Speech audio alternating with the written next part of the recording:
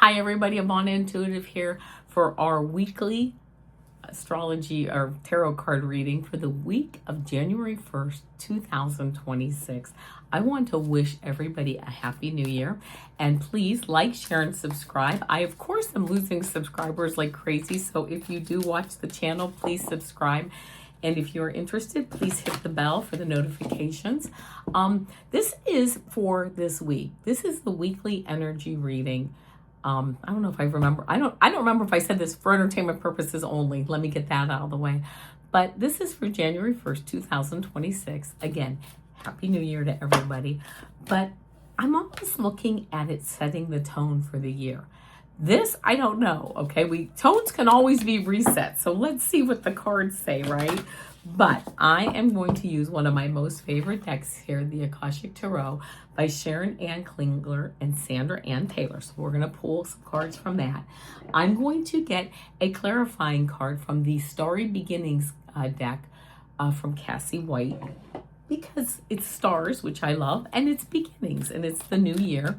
And then we're going to do a 3-card pick from this Memento Mori deck. And this is like seizing the day, right?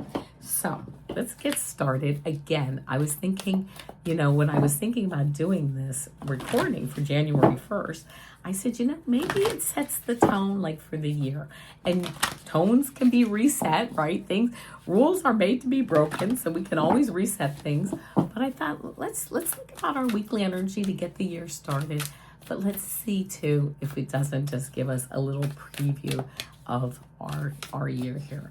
Again, this is a general reading. So, if it resonates, that's fine. And if it doesn't, that's fine too. But I'm just going to do a couple more shuffles of the Akashic Tarot. And that's it. Now I'm going to pull the cards. As you know,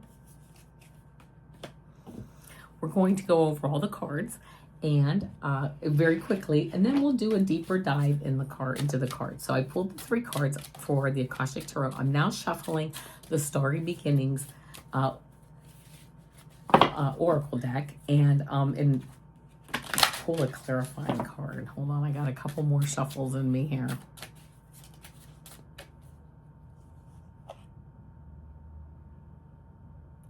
I'm going to take 2. I'm going to take the top 2 cards and the bottom of the deck card. I think they're both relevant. That's what I'm getting. All right, so here we go.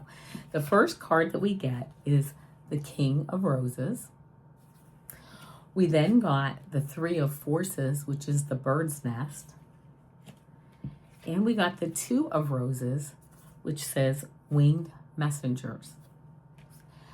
Interestingly enough, we did not get like any major arcana cards here. So I think that's kind of interesting. And then we got number 9 for clarifying cards. You are the breath. And we got number 42, which is a 6, which is really family, being at home. And it says time to move on. So here we go. Let's look up this King of Roses first and see what we get. The King of Roses. Beautiful artwork always. This card shows a man holding 2 roses, a red and a white, demonstrating a balance of passion and purity. At his feet are the yellow roses of healing and creativity. This is the King of Love, a man who is balanced and well-rounded. When he appears upright in your spread, it indicates that a potential union could be at hand, either in friendship, business, or even romance. Whether this is a new relationship or the blossoming of an old one, this man brings tender-hearted and thoughtful support. He is also someone who could be helpful in your personal life, especially where home or family issues are concerned. Whether the King of Roses is you or another man, the role of husband or father is now opening to create a happy home and family. This card also lets you know that you are ready to stand up for yourself and take loving but considered action on your own behalf. It's a time of increasing love and compassion, which always start from within. Now, I love that. I think that's a really important card, and I think it really does go with the next card, which is, but I don't know. We'll see. 3 forces, and this is the bird's nest. A strong, sturdy nest cradles a new family of birds as the babies are fed. This card represents the force of creativity and expansion. When you receive this card upright, it is a signal to focus on starting new things or expanding, perhaps your business, your network of friends, or indeed your family. There may be some effort involved. The nest has to be built, and you will need to be open to the additions coming your way. Children may be forthcoming. You may be renovating your home, or perhaps you will be hiring new employees or opening new business locations. Whatever it is, it will be well worth the effort, for the expansion you make will bring great joy. Spiritual expansion may be in store as well. It is never too late to widen your network of spirit family, friends, and guides. The rewards of that kind of expression are limitless. Love this. Okay, we have like this man, these are really like two family. This is like growing our family network, strengthening that, focusing on that. And then we have, which I think that's really, really important for any year, but I think really I feel like we're taking our focus from like a macro, like looking at everything, down to ourselves. What do I want to be happy? What do I need in my universe? But anyway, here we go. Let's do Two of Roses. And this says winged messengers. A white dove carries a message in his beak and flies high above a table laid out for tea. One of the teacups has fallen over, and there are broken pieces of china on the table. Below the dove, a hawk flies into the scene with a message in his beak. This card indicates a small conflict in your home or family. It could involve you and another, or others in your extended family. There could be money issues about the home, an inheritance, or personal finances. The dove brings a message from your spirit, a call to see this little drama through your higher mind and compassionate heart. You may feel compelled to be the peacemaker or the provider in this situation. Let yourself do as your spirit guides you. The hawk, a predator, shows that there are times when you might have a tendency to be pulled into the fray yourself. With the hawk entering from the right, it certainly indicates that more challenges may be coming your way. Happily, your spirit is high above those challenges, so you can see them clearly and deal with them effectively. Right? We have family. We have friends who are family. We have family who are family. We might have some disagreements with them as we move forward, right? But we figure it out. All right, and now let's do the Starry Beginnings. You are a breath. Let's see, this is number 9. You are the breath. Listen and connect to your intuition. Much is linked to the breath. Breathe in, breathe out. You are the breath, in and out. Remember to breathe and breathe deeply as you can. This will ground you and keep you grounded. Looking at others scatters your own objectives. Trust in yourself. By listening to your breath, you connect to your intuition. This allows focus on where you are heading. Your path is vastly different to those around you. You are blessed with individuality. This is where you can lead the world rather than wait for it to lead you. Yeah, love that. And then we have 42. I almost feel like, well, let me read the last one, which is 42, and I think this also has a lot to do with things. Time to move on. Flow with the river. See where it takes you. You can achieve and attain your goals. For this, you will need to flow with the river and see where it takes you. What ways it will bring in the abundance, attract the abundance, will amaze you. All will seem to click into place, and you will be amazed and wonder why you didn't do it before. Now is time to move on, to flow with the tide and be in wonder at the magnificent adventure you will soon be journeying on. Open your heart and mind and let spirit lead you. Blessings, dear one. Be free, be free, be free. Yeah, okay, I love this. We have these like really grounded cards, aren't they? They're really grounded cards of family. What do we want? What do I want in my life? How do I want my life, my universe? How do I want to create my universe? And knowing that, yes, we have hawk spirit. We have predators coming in. We have people who are going to come in and try to make things, and you know, and family who don't, maybe, and friends who maybe don't want you to change, right?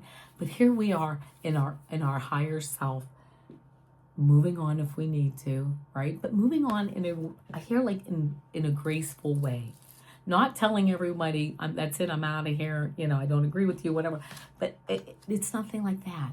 It's that slow moving on. It's that slow, and it might happen more quickly than you might want it to happen, or somebody else, because sometimes people don't want to change ever or whatever. But you know what? But we know that we need to move on to this higher self that we are, to the higher feelings that we have. And we have to go with our intuition. Listen to your breath and go with the flow. Time to move on. And our breath allows us, it's the flow. I love this. It just hit me. The flow of our breath allows us to connect to our intuition, which is like that flow that we need to connect into, that spiritual flow, as to move on. And that's what I love about this reading. And yes, meeting new people, right? We have this King of Roses, meeting new people, having our relationships on a higher level with the people that are already in our lives, concentrating on our family and who we consider our family and what we consider that family structure to be that works for us. But doing it gracefully and with flow, and not, you know, no need to upset the apple cart. Plenty of people can upset apple carts, but just doing it in a beautiful way. And this is almost like to start the new year. And this, I think, does kind of resonate with me for like the tone of the year. Concentrating on myself, my breath, my intuition.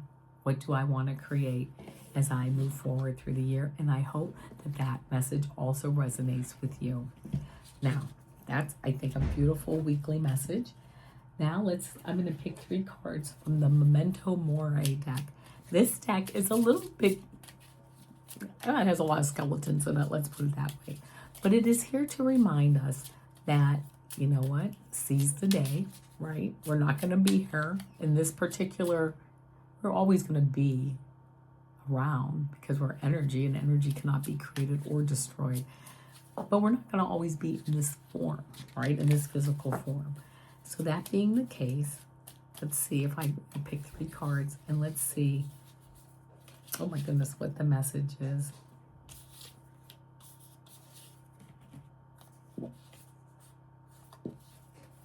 So here we go. Card 1, card 2, card 3. Think about which card resonates with you. If you picked card 1, it says, oh, ponder karma. So I don't necessarily know why this skeleton has scrubs on, but you know what? Ponder karma. What you put out, you get back. So keep that in mind. Maybe might be a message for you. If you picked card 2, accept. It looks like the Grim Reaper is here with these poppies. It's like, you know what? It's to accept. To me, I get the message here to accept what is, right? Whatever comes about, accept it, make the best of it, but learn from it and make changes to make things better in the future for everybody. Don't let these people who have passed away, don't let their death be in vain, right? Learn from it, move on from it, but learn from it and make a better future. And the last card that I got is feed the future. You know, and it just, this is the thought that came to mind, which is what we're thinking about today is our future. But at some point, what we're thinking about today will become our present. So the money we save today, the things we do today, that at some point, we're in our present and we're thinking about our future. We're saving money now for the future. At some point, that future becomes our present. So putting aside time, money, savings, thoughts, whatever it is, to build that, to feed that future, because at some point it will become the present day, and then we'll be living that. Things that we're creating today will actually be like our present day stuff. All right, my friends, I love this message as usual. You know, I love the weekly energy readings. And as you know, on Mondays, I have my 3-card quick pick a card shorts. On Tuesdays are my super duper girl shorts. On Wednesdays are my weekly astrology tarot card readings. Today, Thursday, are my weekly energy readings. And tomorrow I will be back with our weekend energy reading and a 3-card pick. Thank you so much for being here. And again, like, share, and subscribe. And until tomorrow, namaste.